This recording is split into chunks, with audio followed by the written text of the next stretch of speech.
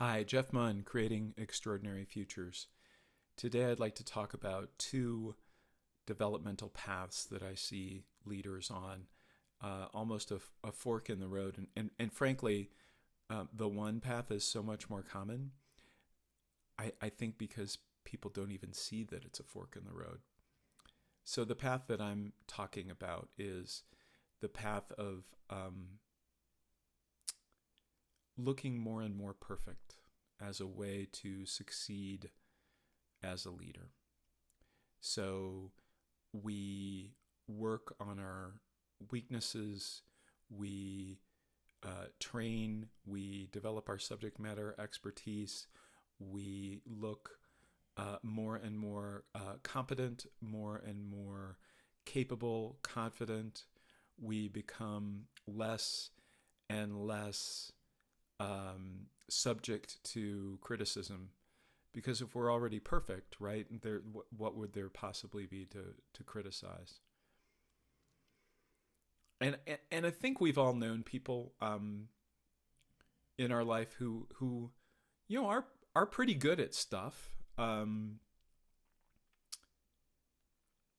the ones that have made an impression on me as leaders are not the ones that appear to be invincible. They're the ones that actually, excuse me, take the time to connect, to be vulnerable, to be honest, authentic, completely upfront, who are not defensive, who are more than willing to admit when they've made a mistake, and often will be upfront that, yeah, they make mistakes all the time. Every powerful leader that I know is doing the best they can in the moment, and is free to admit that, is free to rethink the things that they have done, free to be convinced otherwise, free to take a different course of action. And because of that, people are willing to follow them. People are willing to argue with them. I just saw a story this week about Steve Jobs, ironically. Steve Jobs has been dead for how many years now? And it was a story about the iPhone. And the apocryphal story about Steve Jobs and the iPhone is that it was his idea, that he invented it, that he created it, that he, basically on his own, one person, right, changed the phone industry, and kind of shepherded this idea of the smartphone with access from everywhere into the modern age, and changed our world and Apple in the process. And the real story is somewhat different. Apparently, Steve Jobs was adamantly against the iPhone at the beginning. In fact, he had to be convinced by his own people, by his own engineers and product designers, and some of the people who were developing relationships within the cellular industry, that this was a thing that was possible. He initially was against it because he thought it would kill their iPod business. Now, it actually did kill their iPod business, but when you look at iPhones now compared with what iPods were then, vastly bigger business, and certainly a huge win for Apple, no matter what. Well, that willingness to be challenged, to be convinced otherwise, is a powerful quality in a leader. And one of the things that I have found that is really helpful in making that shift is to drop the notion that you are or have an identity that needs protecting.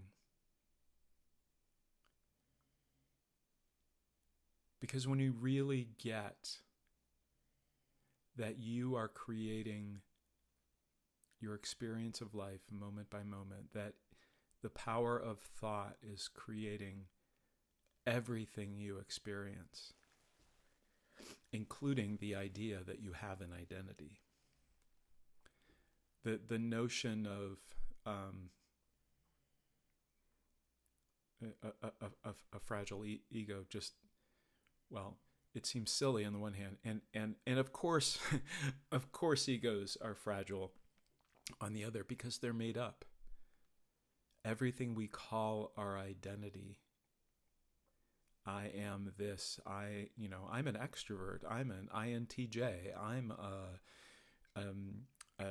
75% D and 25% I on the disc. It's all made up.